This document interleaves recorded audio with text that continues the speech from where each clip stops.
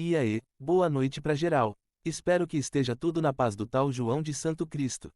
Hoje, estou aí para mais um vídeo do canal Aranha Perdida e, dessa vez, o assunto é o capítulo 1182 do mangá One Piece.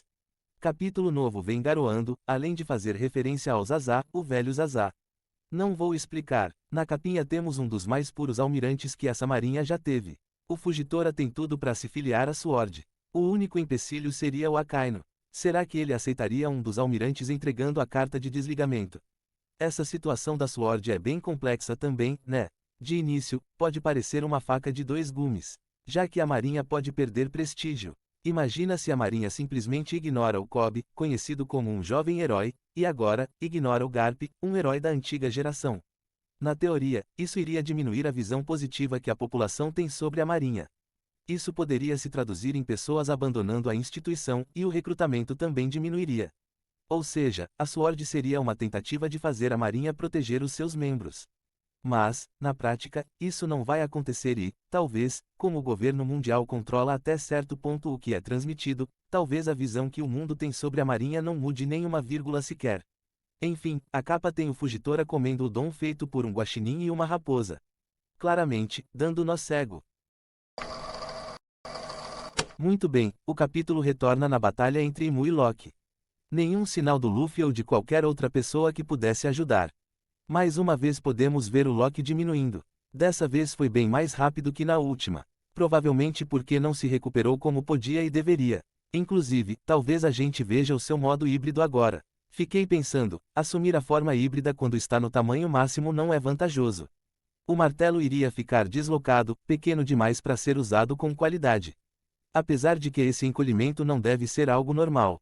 Tudo me leva a acreditar que seja um efeito colateral negativo semelhante ao Luffy, que fica murcho. Então, de um lado temos o Loki enfraquecendo e, do outro, temos Imu que, apesar do sangramento, não parece ter enfraquecido. Além disso, com o pessoal usando inteligência artificial, não sei se Imu se curou ou se o sangue foi apagado por uso do artificial. Enfim, Imu está bem e, de forma nostálgica, chama Nidhogg de traidor. Uma fala complicadíssima. As falas de Imu me soam como se ele tivesse conhecido o Nidhogg, o dragão que um dia foi transformado na fruta mística. Essa teoria existe e para muita gente, Imu foi possuído pela vontade da sua fruta. Com todo respeito, não curto essa teoria. Acho fraca e muito conveniente. Fora que não sei se gosto dessa ideia da vontade de criaturas reais sendo presa em frutas. Pode ser que Nidhogg foi um dragão real e que, por meio de tecnologia, teve a sua vontade e poderes plantados numa fruta. De repente isso é possível. Porém, primeiro quero saber como as frutas foram criadas. Até tive um pensamento maluco. Fiquei imaginando a possibilidade de todas as frutas já terem sido uma Zoan. As Logias e Paramércias, na verdade, seriam Zoans que, de alguma forma, tiveram as suas vontades retiradas, silenciadas ou até destruídas. Mas isso é um palpite maluco que usa os Somers e o seu espinho cobra como base. Enfim, é só uma ideia maluca. Vamos deixar as loucuras para trás, porque Imu acabou de revelar como os raios são criados e atraídos pelo martelo. Imu encara o Ragnir e o reconhece. Além disso, afirma que raios nascem da colisão do gelo. Ou seja, os raios são gerados pelo gelo do esquilo, que também deve usar como fio condutor para guiar a eletricidade até o martelo. No final, o martelo não tem poder de nada, a princípio, pelo menos. Ainda acredito que o Ragnir seja uma arma suprema semelhante à espada do Mihawk. Nada vai me convencer de que um martelo normal segurou um golpe de haki do rei só porque, entre aspas, comeu uma fruta. Enfim, os poderes do martelo foram explicados. Isso, por um lado, pelo outro, o esquilo não parece nada amigável com Imu. Claramente irritado ao interagir com o rei do mundo, que afirmou conhecer o Ratatosk. Mas se o Ragnir sempre esteve com os gigantes e, segundo a lenda contada em Elbaf, alguma coisa não parece certo, não é? Se nada mudar, realmente parece fortalecer a tese de que Nidhogg já foi um ser vivo e de alguma forma virou uma fruta. Mas tem um detalhe interessante na forma como Imu fala com os dois, um ele chama de Nidhogg e outro ele chama de Ragnir. Por que existe essa diferença? Por que não chamou pelo nome? Por que não chamou de Ratatosk? Isso é estranho, muito estranho. Essa diferença no tratamento é bem curiosa. Lembrando que o Luffy foi chamado de Nika. Enfim, estranho é, mas não sei explicar isso. Mas, aproveitando a presença do Ratatosk, vou lembrar de uma publicação que vi na rede mundial de computadores. Alguém publicou, todo sabidão, que o Oda estava colocando animais que viverão um século perdido. Aí veio um mais inteligente ainda e mandou na lata, está fazendo isso porque os animais não sabem falar. 2 dias depois pensei, e o Chopper? Mas aí lembrei que o Chopper não conseguiu falar com Zunisha. Lembra disso? Não lembro se isso gerou comentários na época em que o capítulo foi lançado. Eu só assistia a algumas reviews, quando assistia. Então não lembro. Dito isso, é um fato, Chopper não conseguiu se comunicar com Zunisha e isso, teoricamente, não faz sentido. O Chopper por ser uma rena deveria ser capaz de se comunicar com qualquer animal. Então existe um motivo para essa comunicação com a Zunisha ser interrompida.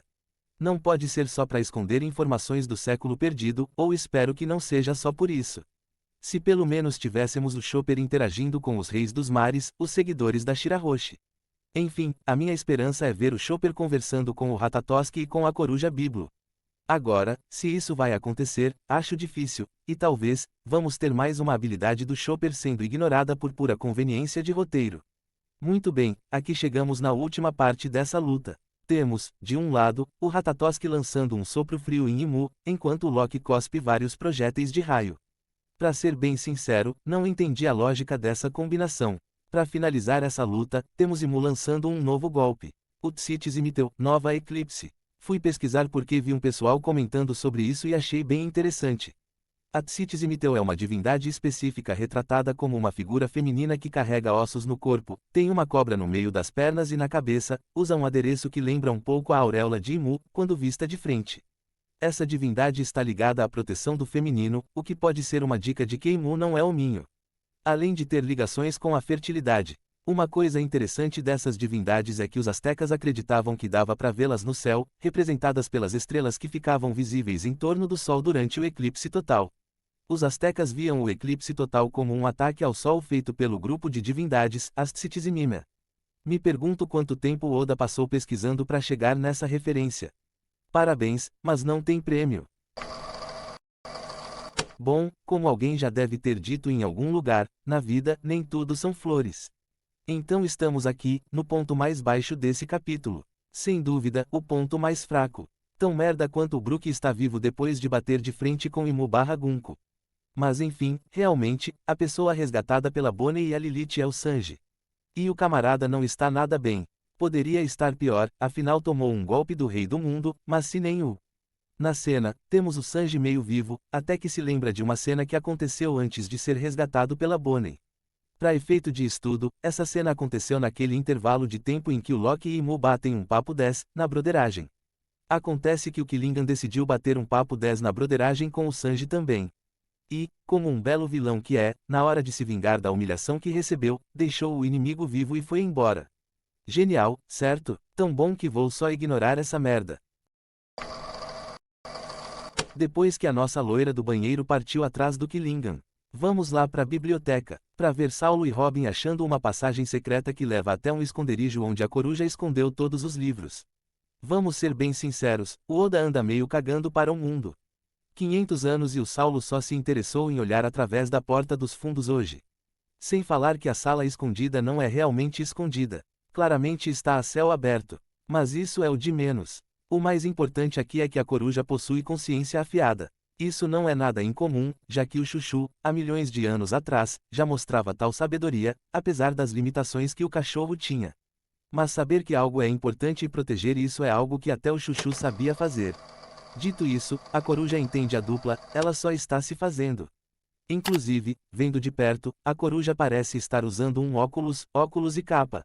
Será que o Oda só escorregou ou isso realmente é uma capa? Enfim, vou lançar minhas duas apostas e seguir em frente. Primeira aposta, Biblo é uma arma capaz de gigantificar coisas que comeu a fruta da coruja. Palpite 2, ela é a Zunisha de Elbaf. Muito bem, o capítulo continua com os Somers fazendo uma bela demonstração de força. O maluco carregou um navio, aparentemente, no braço.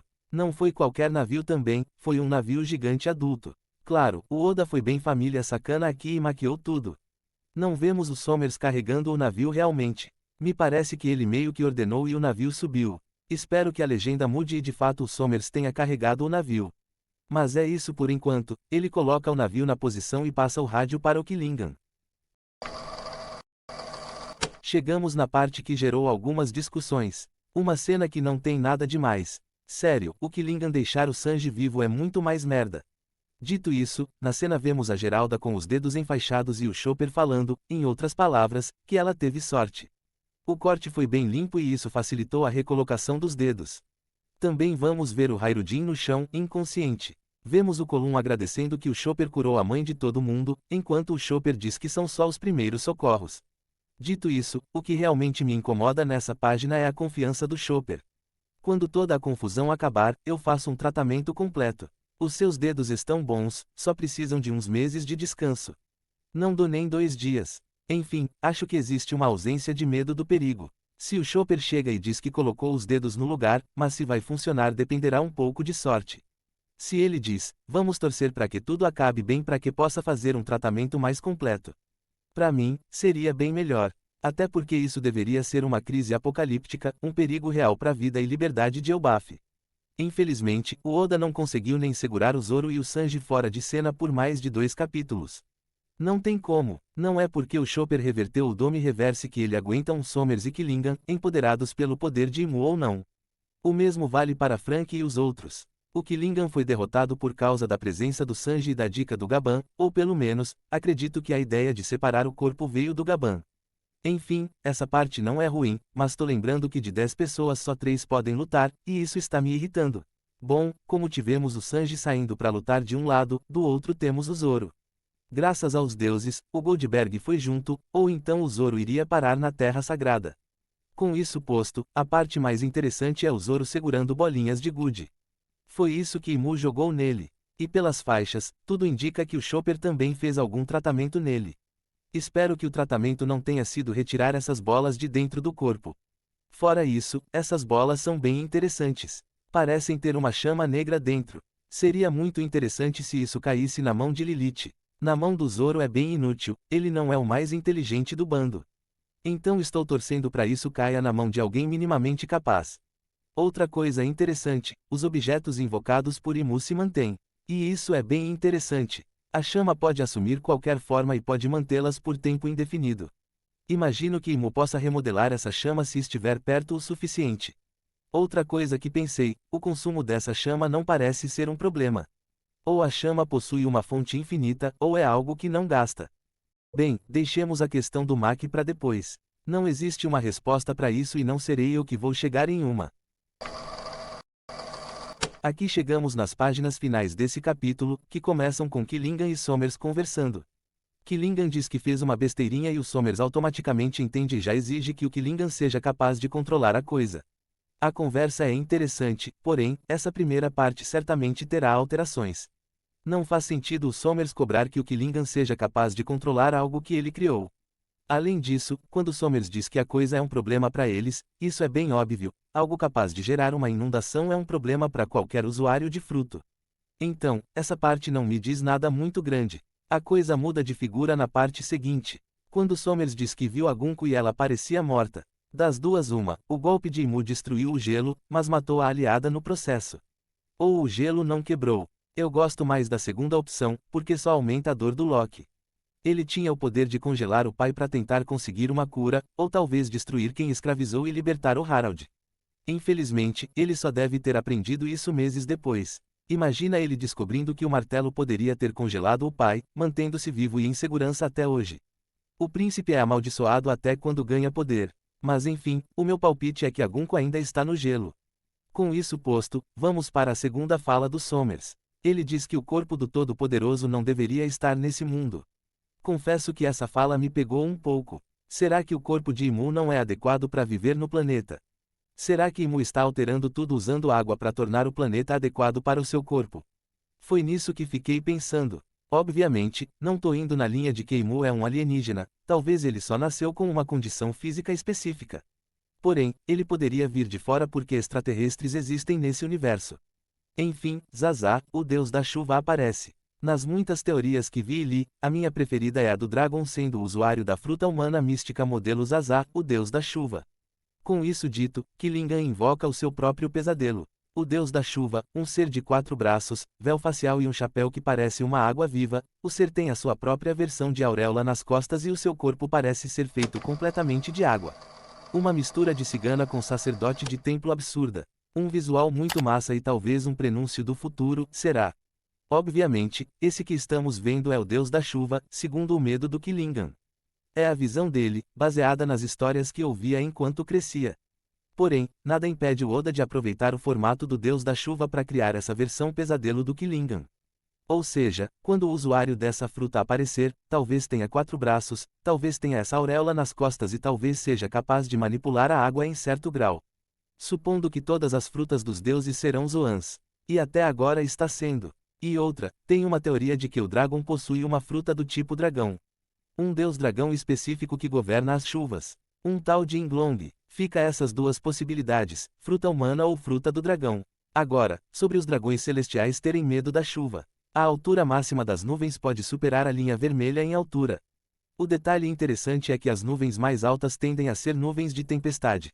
As normais variam entre 6 e 7 quilômetros de altura. Então, quando chove na Terra Sagrada, deve ser aquele toró, como se os deuses quisessem aniquilar o mundo. O que faz muito sentido. Você pega um evento assustador, a maioria das tempestades são assustadoras, e junta com um grande inimigo dos dragões celestiais para manter as novas gerações em alerta. É 2 coelhos com um fake só. Enfim, o deus da chuva é bem legal, e espero que o usuário dessa fruta tenha 4 braços. É o mínimo que espero de você, Oda. E, falando em prenúncio, o capítulo termina com o Sanji e Zoro se encontrando. O Zoro percebe a confusão na vila. A confusão é o Killingham fazendo sacanagem. Goldberg pergunta se devem voltar e o Zoro, depois de perceber o Sanji, decide que não precisa. E, com todo carinho e respeito, deseja boa sorte para o Sanji, que obviamente retribui. Amizade é isso, é saber quando brigar, é saber quando elogiar e, obviamente, saber que sempre podemos contar uns com os outros. Igual o